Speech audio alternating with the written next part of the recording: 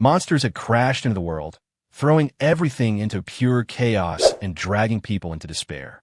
Humanity fought tooth and nail, refusing to back down, clinging to whatever scraps of hope they had left to protect their homes.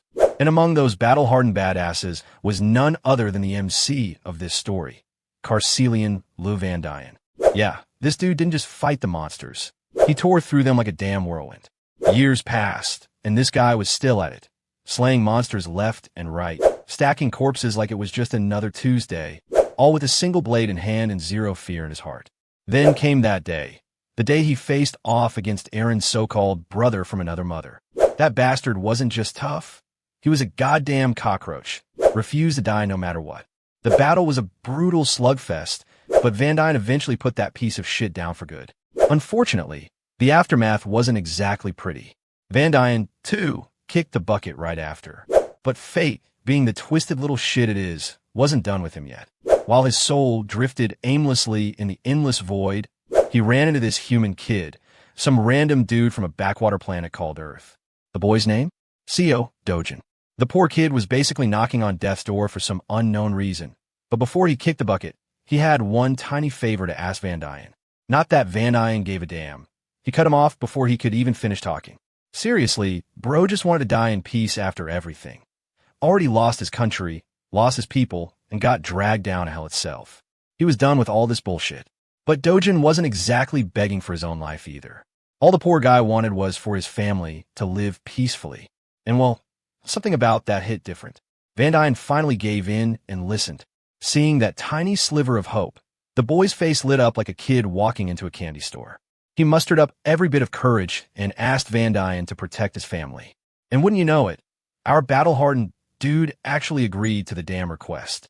Next thing you know, Van Dien wakes up on Earth, now rocking the teenage body of Co. Dojin. And just like that, the mission began. His first stop is Nam Sing Gate, a C-rank dungeon. Of course, only officially registered heroes were allowed in, so the automated machine kept screaming at him to scan his ID card, something he obviously didn't have. Did that stop him? Hell no. He just waltzed right in, straight up smashing through the building like it was made of cardboard. Alarms went off everywhere, blaring about an unauthorized intrusion. Inside, he casually started strolling around, hunting for monsters to bash. That's when he bumped into a group of licensed heroes, the kind who actually had permission to be there. They assumed he was some clueless dude who'd wandered off and offered to escort him out since they were heading to the exit anyway. But Dojin kept quiet, giving off this weird, unsettling vibe. Even these seasoned heroes could tell something about him was off.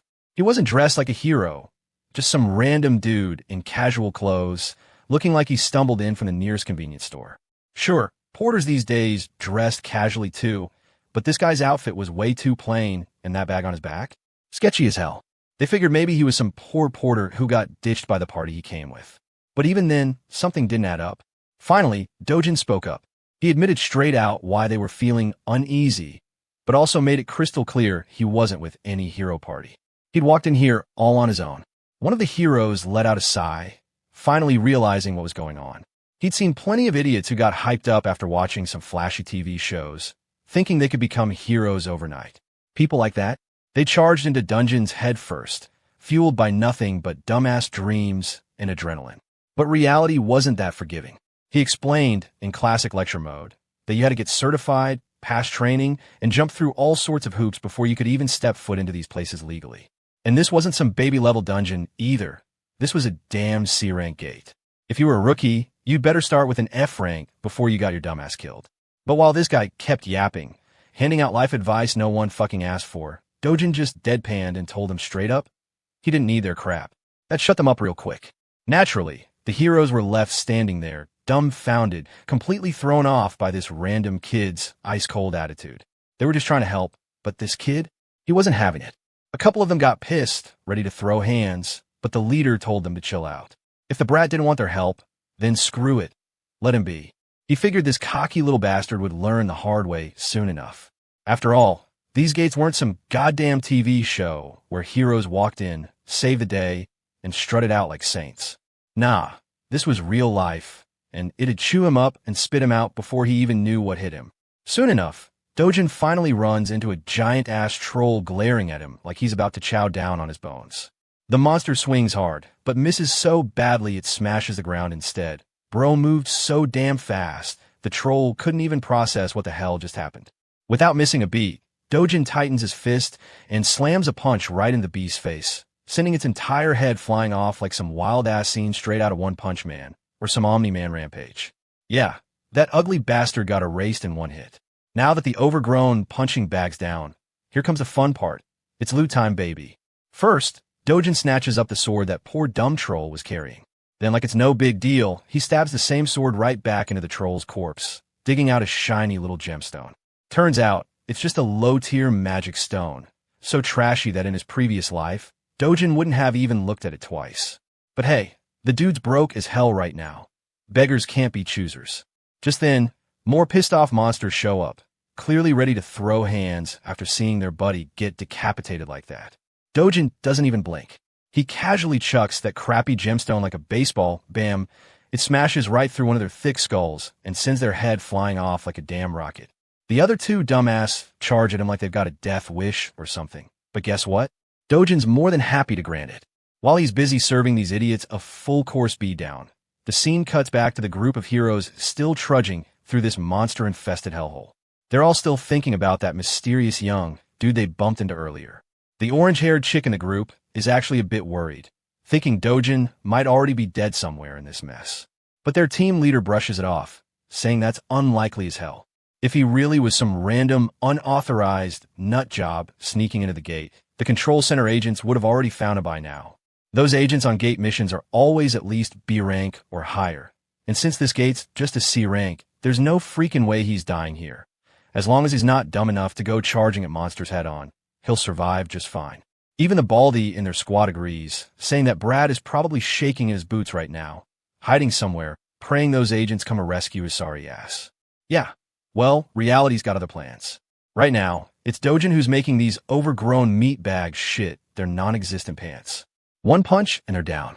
They can't even touch him, let alone squash him.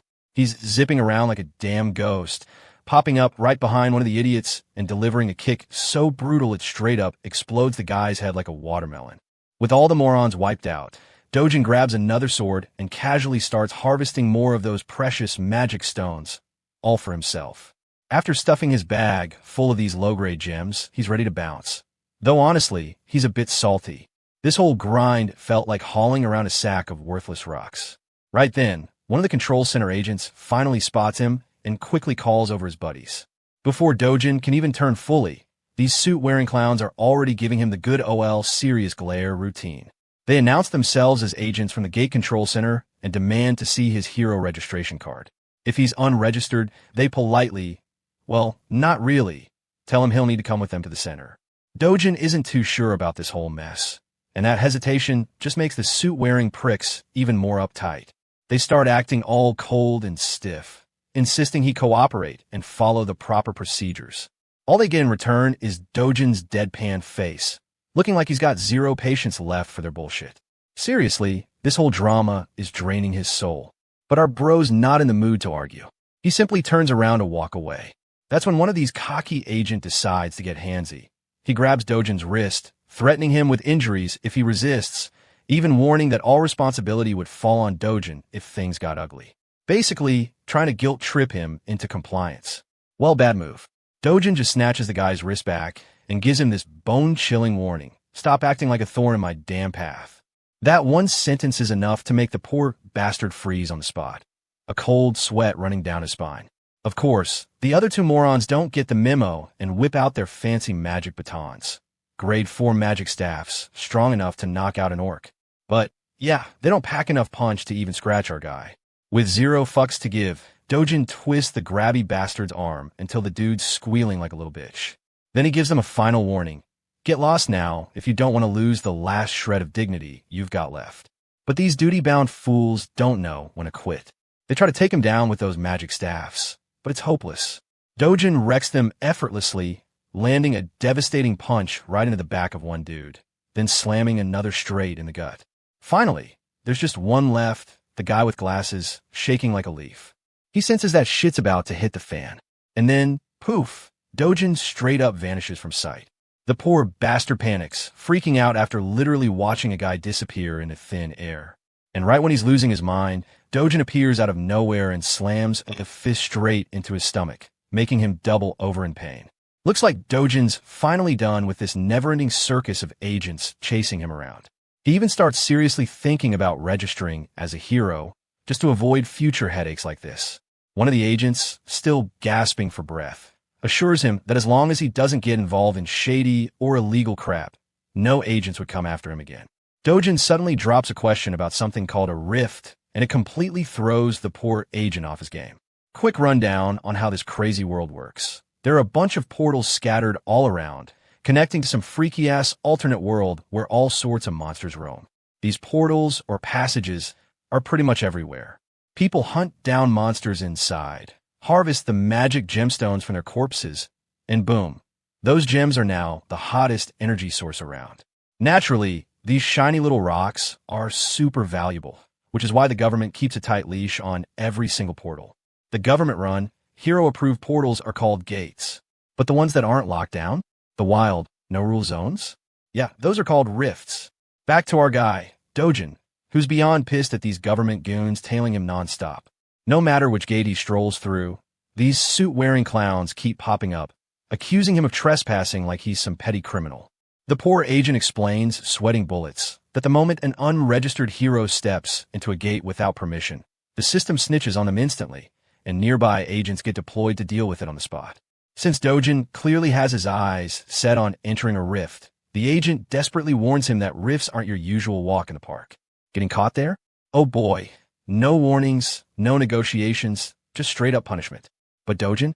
He couldn't care less about this guy's lecture. Without a word, he just grabs the poor bastard by the face and tosses him aside like a damn garbage bag. The agent instantly regrets not calling for backup. This crap's way beyond his paycheck. Lying there on the ground with his arm clearly busted, the agent keeps yelling empty threats, screaming about how he'll definitely get Dojin locked up. Scene shifts to the Seoul Gas and Digital Complex, smack in the Junction District. The place is now famously called the Hero Complex. This is where all the trading happens. Magic stones, monster loot, you name it. Business is booming like crazy these days. Here comes Dojin, strolling into one of the shops that deals in buying and selling these magic stones. He walks in, only to be greeted by this Gen Z punk, glued to his phone, scrolling through some brain-melting Instagram reels like a total clown. When Dojin mentions he's here to sell some magic stones, the shop owner immediately puts on a salesman mask, going off about how his store offers the best prices, claims they're the #1 shop in the whole world. Dojin doesn't even blink. He casually pulls out a pile of low-grade gems, still dripping with monster blood, and slaps them on the counter. The shop owner's face instantly twists like he just sat on a cactus. He's clearly grossed the hell out by all the blood caked on the stones. But hey, business is business. He holds back his whining and gets on with the transaction anyway. While the stones are being cleaned, he asks Dojin if he wants a cup of coffee. Cut to a bit later, Dojin's sitting there, sipping his coffee while watching the poor guy carefully scrub all the nasty blood off the stones. After cleaning them up, the guy finally tallies everything. 12 low-grade magic stones, 16 medium-grade ones, plus 5 upper and lower-grade stones. After slicing off a hefty 40% commission, the final payout for Dojin comes out to roughly 5.5 million won. And honestly, Dojin looks like he's about to explode. 40%? He's the one busting his ass out there, risking his neck to hunt these monsters. And this weasel thinks he deserves nearly half? What kind of clown show is this? But the shop owner, smug as hell, proudly explains that he's actually being generous. Most other shops take 45% or more. In fact, the bastard even has the nerve to tell Dojin to take his stones back if he doesn't like it. According to him, nobody else would offer a better deal anyway. Dojin's not buying that garbage. He starts packing his stones back into his bag, clearly done with this bullshit. Seeing his sweet-talking scam isn't working, the shop owner gets desperate. He grabs Dojin's hand, demanding payment for the appraisal and that cup of coffee. Yeah, now he's pulling the service fee card. He lists it off like a damn grocery bill. 30,000 won for appraisal, 10,000 won for the coffee, and oh, don't forget his fancy towel that got ruined while cleaning off the blood. Altogether, he's claiming Dojin owes him around 350,000 won, which is freaking absurd. But Dojin? He's not budging an inch. He just stares this crazy bastard down, completely unfazed by the nonsense. Seeing he's getting nowhere, The shop owner finally drops the fake politeness and goes full thug mode. He threatens Dojin, bragging about the C-class hero guards he's got on standby. Right on cue, these bulky muscleheads barge in from the back door, asking why they were called, ready to throw hands at the drop of a hat. Dojin, still cool as ice, glares at the bastard with a look sharp enough to cut glass. The bastard stares right back, neither of them backing down. Sometime later, the scene jumps to the shop manager. Yeah, that same loudmouth who was acting like he was the main character of the damn universe. But now, he's sweating bullets, looking like he just saw a ghost. Cause Dojin just wiped the floor with his 3 goons, those oversized meatheads, without even breaking a damn sweat. Reality check, buddy. Now everyone knows who the real main fucking character is here. Dojin strolls up to the counter, cool as hell, and casually talks the commission down to just 1%. No fuss, no fight. I mean, who the hell's gonna argue when a guy like Dojin is staring right into your soul like that? The deal closes smoothly, and my man Dojin walks out of there with a fat-ass stack of cash. Money here not with sweat, but with pure fists. Back at home, his grandma and little sister. They're both losing their minds over the insane pile of money. Grandma Pa even squints at the cash, thinking this cheeky bastard's probably passing off fake bills. But Dojin calmly waves it off, dropping the classic, "I just lent some cash to a friend who hit the jackpot with his business." Grandma isn't buying it though. She's all like, "Since when do you even have friends?" Huh? Dojin, unfazed, doubles down on his lie, saying it was an old childhood buddy. Eventually, Grandma gives up grilling him, at least about the big questions. Meanwhile, Dojin's little sister is straight up glowing with pride, grinning ear to ear, cause her badass brother just made them rich overnight. Being the softy he is, Dojin pats her head and feeds her some dreamy talk about the luxury life waiting for them. The kid's literally bouncing around, high on the idea of being rich. Watching her dance around like that, Dojin suddenly feels that deep, heavy tug in his chest. He's actually making progress toward fulfilling that promise. He remembers it clearly, the final wish of the poor soul whose body he now occupies. For Grandma and his half-sister Yunyong to live safe, happy lives. That poor dude vanished before Dojin even got a word in. And the next thing he knew, he'd woken up inside CO Dojin's body. From that moment on, this became his only mission, to protect this little family and make sure they live comfy as hell. And to make that happen, he's got his eyes on the safest house in all of Korea, which, by the way, costs a mind-melting 110 billion won. But money is not really a problem for him. As long as he gets his old powers back, he can rake it in easy. After all, this world isn't that different from the one he came from, the one that got wiped out. The monsters, gates, and rifts here, they're weak sauce compared to what he's faced before. To him, the legendary sword god of his previous world, this place feels like some kiddie's sandbox. Hell, he's been fighting at barely 1/10 of his real power. Suddenly, knock knock, someone's at the door, asking for CO Dojin. Bro sighs, gets up, and answers it. And guess what? 2 sketchy-ass thugs are standing there, looking like they crawled out of a cheap gangster flick. They're here to collect a debt, 48 million won, to be exact. Dojin immediately clocks them as loan sharks, the same bastards a real Dojin borrowed from before he kicked the bucket. Funny thing is the original loan was just 5 million won, taken out for Grandma's hospital bills. But now, thanks to their blood-sucking interest rates, these greedy assholes are demanding 10 times the amount. They've been stalking him too, seeing he's been making cash off gates lately. It's all in their shady little contract. But instead of coughing up a single damn one, Dojin serves up a brutal fist sandwich right to the bigger guy's face. One punch, and the poor bastard's flying through the air like a rag doll, crashing down hard. His scrawny partner is just standing there with his jaw on the floor, probably pissing himself. Dojin shoots him a death glare sharp enough to slice steel and reminds him that, if we're doing math here, over 9 million won has already been paid. Honestly, these assholes should be paying him interest at this point. Then, without missing a beat, he lands another punch. This one has the skinny bastard bawling like a baby. Dojin leans in and tells him in the coldest tone, "Go tell your boss. I'm coming to kick his ass." The scene jumps straight into a lively, buzzing shopping mall, packed with people everywhere. And right there, we see our sweet little Yunyong absolutely glowing with excitement inside a teddy bear store. Dojin had brought her here for a full-blown shopping spree today. Yep, she was free to grab whatever her tiny heart desired. Funny thing is, our boy wasn't always such a softie. Back in his previous life, he wasn't the type to get all mushy over cute kids. But after inheriting the original Dojin's memories, something in him changed. His once cold, dried-up heart started to thaw. Seeing how warmly Dojin treated Yunyoung, who was just his half-sister, mind you, made him want to do the same. Now, he just wanted to spoil her rotten and pour all the love he could muster into this adorable little being. Eventually, Yunyoung picked out a stuffed toy she really liked, a small, fluffy bunny. She chose it pretty modestly, too, making sure not to seem greedy. But Dojin wasn't having any of that. He grabbed an even bigger stuffed toy for her, basically saying, "Stop holding back. It's your day, kiddo. Go wild." He didn't want her worrying about money or limits. Not even a bit. Later, the two treated themselves to some seriously good food. But right as they were enjoying their meal, an unfamiliar voice suddenly called out Dojin's name. And here she came, a middle-aged woman, waddling in with a squad of bodyguards behind her. This chubby MILF looked like your classic trash talker who just couldn't mind her damn business. She didn't waste a second before roasting Dojin's sense of fashion, basically calling him a walking fashion disaster. Then she shamelessly turned toward Yunyoung and threw a nasty jab, outright suggesting that Dojin probably knocked someone up and had this girl, just like his own mother had done with him. And that hit below the belt. Obviously, Dojin was fuming inside, but little Yunyoung had no clue what was going on or why this random lady was running her mouth like that. The woman then turned her full attention to Yunyoung and boldly asked her name. When Yunyoung sweetly introduced herself as Lee Yunyoung, it finally clicked for this trashy woman.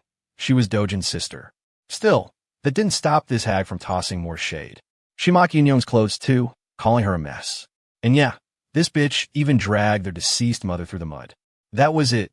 Dojin's blood was practically boiling, but strangely enough, he still kept his cool, not lashing out yet. Even this old hag looked kind of shocked that Dojin wasn't taking the bait. But nope, she wasn't done poking the bear yet. This fat piece of work took it even further. She actually had the audacity to ask a kid if she knew what harlot meant. That was the last damn straw. Dojin snapped and straight up called her an ugly-ass orc woman who looked like she came straight outta some filthy goblin tribe. The woman froze, completely stunned, her brain probably blue-screening from the unexpected roast. Here's the backstory, though. This wasn't just some random lady. Dojin had been tolerating her up to this point for a reason. You see, back in the day, Dojin was born an illegitimate child and lived in poverty. His mom died when he was just 7, and after barely making it to his father's place, things didn't exactly get better. His father's new wife and her kids treated him like garbage. The hellish life only got worse when his stepmom gave birth to a legitimate son. Dojin was ignored, forgotten, and eventually kicked out of the very house he once called home. He had to crash his grandma's place with his half-sibling, and looking back now, Dojin felt nothing but pity for the original him. How he endured all that shit, but still tried to smile like nothing hurt. But now, this was where everything changed. Turns out, this orc-looking woman was a stepsister. That's why he'd been trying to hold himself back earlier. But enough was enough. He remembered clearly how he used to live under the same roof as this walking dumpster fire. And she was just as disgusting as ever. Her personality was rotten. Her looks were, well, orcish as hell. And to top it all off, she was dumb as a rock. Dojin didn't hold back. He verbally obliterated her, bluntly pointing out that her entire existence was just a sad mess fueled by her own insecurities. She called others ugly just to feel better about herself, projecting her miserable self-hatred onto everyone else. Deep down, she was nothing but a gold-digging parasite obsessed with other people's lives, and Dojin made sure the whole damn mall knew it. As he kept ripping into her with brutal burns, everyone in the mall watched them like it was a live reality show. The orc lady was losing her shit, fuming and shaking from the humiliation. Then her mother, Dojin's stepmother, showed up. Seeing her mom, the orc lady instantly ran over to her, whining like the bratty, pathetic little gremlin she was, complaining about how Dojin verbally demolished her. But to everyone's surprise, even the stepmom seemed disgusted by her daughter's whining. She shut her up with nothing but a cold-ass glare. Not gonna lie, Bro's stepmom had some serious Ice Queen energy. At first glance, you'd think she was the orc lady, but nope, this one had that polished, dangerous vibe. She then turned to Dojin, all smiles, greeting him politely like butter wouldn't melt in her mouth. She even invited him back home, acting all sweet and friendly, suggesting they should hang out and have some fun family time. But Dojin wasn't buying that bullshit for a second. He knew damn well this woman was the main reason his childhood was a living nightmare. For 12 long years, she was the one behind all the suffering, always hiding her cruelty under a fake, angelic smile. Her words kept twisting the knife, dragging up old memories he desperately wanted to forget. It was triggering as hell. His face turned ice cold, colder than your mom's worst comebacks. And in a voice sharp enough to cut steel, he told her flat out, "Get the fuck lost." That line hit harder than a truck. It was a slap straight to her dignity, being cursed out by the very kid she used to torment. The woman, visibly shaken, could only spin around and storm off with the last shreds of her pride. She honestly didn't expect him to clap back like that, not after years of watching him lower his head and stay quiet, even when she used to slap him for no damn reason. Her bratty daughter followed, right behind, tail between her legs, with their bodyguards trailing after them. Honestly, though, those guards, they were basically living, breathing mannequins during this whole mess, just standing and watching their bosses get roasted alive. All right, let's shift the camera back to our boy. Looks like those two drama queens just crashed the whole damn mood he was having. So, without wasting another second, he decides to bounce too. But here's the reason for his cold-ass reaction toward his stepfamily. He wanted to send a message loud and clear. The old CO Dojin, that poor pushover who couldn't even open his damn mouth to defend himself. It's high time his garbage excuse of a family gets that through their thick skulls. We cut to a sleek Mercedes tearing down the road. Inside is the classic trashy duo, Mommy Dearest and her spoiled brat of a daughter. The daughter's losing her damn mind, throwing a tantrum because her mom just walked away quietly instead of putting Dojin in his place. She's fuming, cussing Dojin out for humiliating them in front of everyone, while the mom calmly orders her driver, good ol' Baldy, to explain why the hell Dojin is still breathing. Baldy's sitting there, sweating bullets, clueless as hell, because none of this matches the reports. The dude's panicking inside, but Mommy Monster ain't having it. She starts screaming her lungs out, cursing at the top of her voice, calling out all the bullshit they've been fed. Like, how the fuck is Dojun live when they made damn sure the job was done? Poor Baldy stammers out a promise. He'll check again, double down, and this time he'll handle it for real. Meanwhile, the trash daughter's sitting there, wide-eyed, absolutely shook because she had no clue her sweet old mommy had been plotting a straight-up murder behind the scenes. She's rattled as hell, hearing all this talk about killing and dying like it's some casual dinner convo. Then, out of nowhere, Mommy hits her with a sharp-ass question, asking if she's got some feelings for Dojin. And that hits her like a truck. The fat piglet gets all flustered, face turning red, stumbling over her words. Turns out, it ain't about love. She's just scared shitless. She's worried that if Grandpa or Daddy finds out about this whole mess, they're all going down hard. But Mommy doesn't give a flying fuck. She grabs her daughter's mouth, hard, forcing her to shut the hell up and warns her, crystal clear, to stay the hell out of her business. She's fully locked in on one goal, taking out Dojin. Especially not after the way he dared to talk back to her in public. In her mind, killing him is the ultimate revenge. And she's damn sure about it. About 10 years ago, the whole damn world flipped upside down. It all started with the arrival of the Rift. This creepy, nightmare-fueled dimension that decided to screw over humanity big time. Monsters started pouring out of these portals like it was some kind of all-you-can-eat buffet. Their sole mission was simple: slaughter every human they laid eyes on. And it didn't stop there.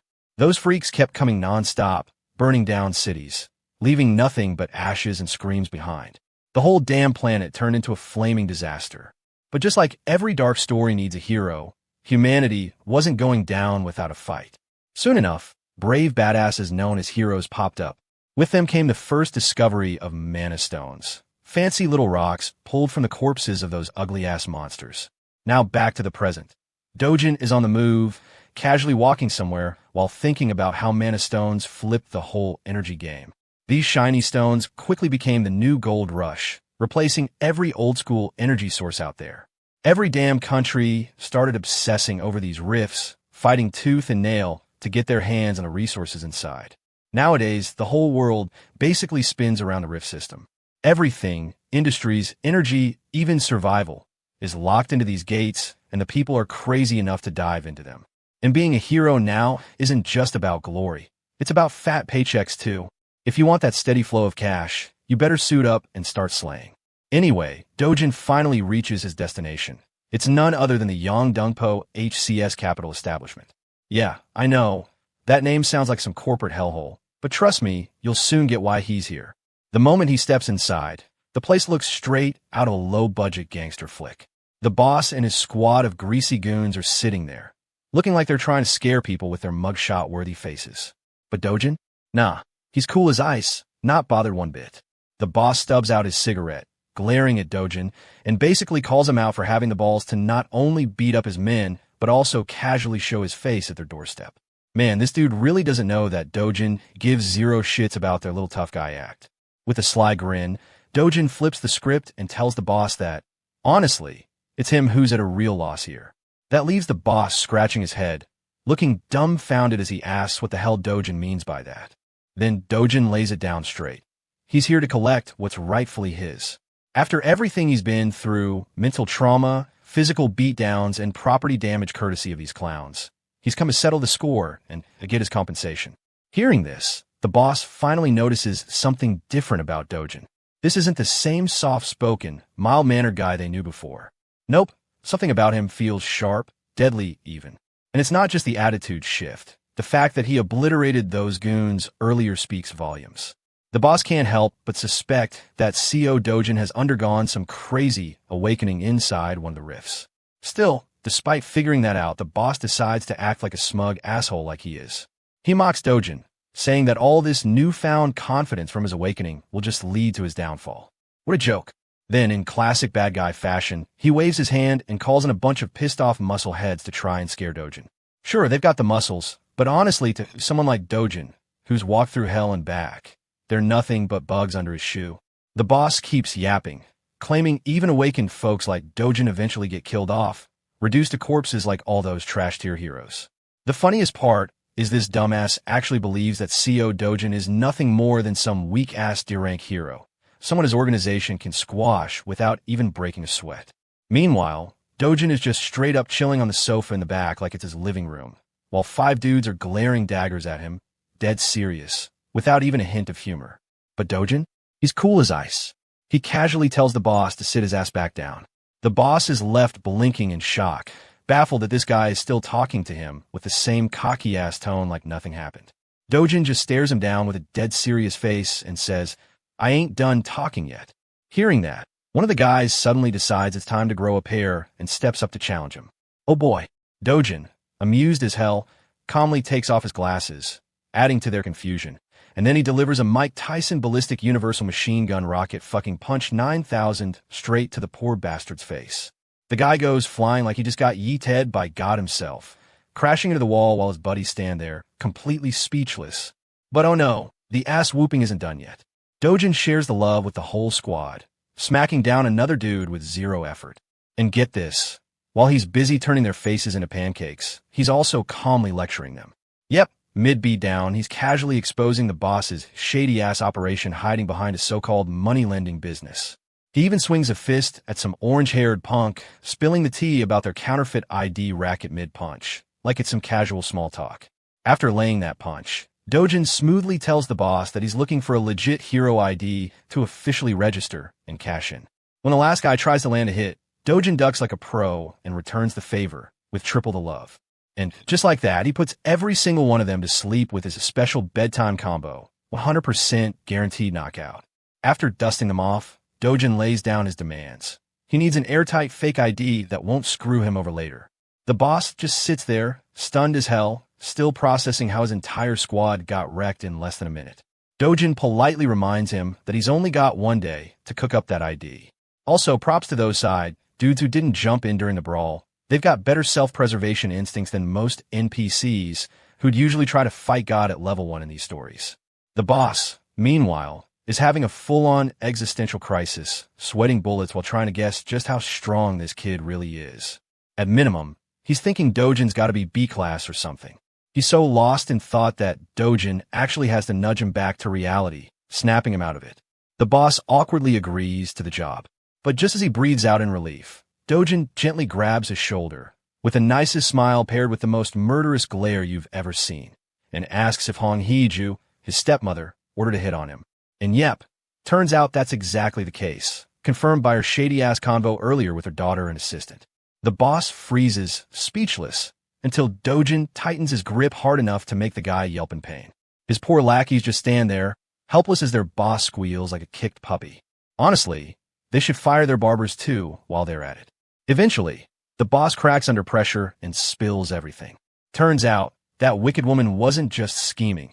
She was trying to financially bleed Dojin dry so badly that he'd be left with no choice but to end his own life just to escape it. Yeah, that's some evil shit, pure diabolical, especially coming from your own damn stepmom. Dojin listens to the whole thing, then finally lets go of the trembling boss after enough begging and whining. He coldly asks if that's also why they locked him inside the gate.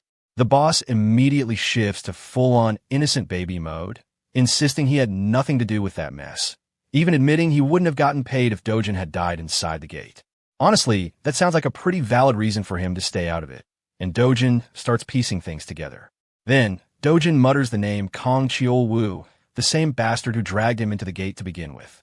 He firmly demands every scrap of info they've got on that guy, by tomorrow.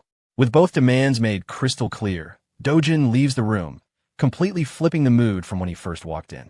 After everything's said and done, Dojin finds himself in deep thought once again. The real CEO Dojin had only ever wanted one thing. He just wanted to protect his little sister and his beloved grandma, no matter what. And with everything that's been thrown at him, it only adds more weight to the misery he's had to carry alone all this time. But now the sword god ain't backing down. He's ready to raise hell and set the damn record straight.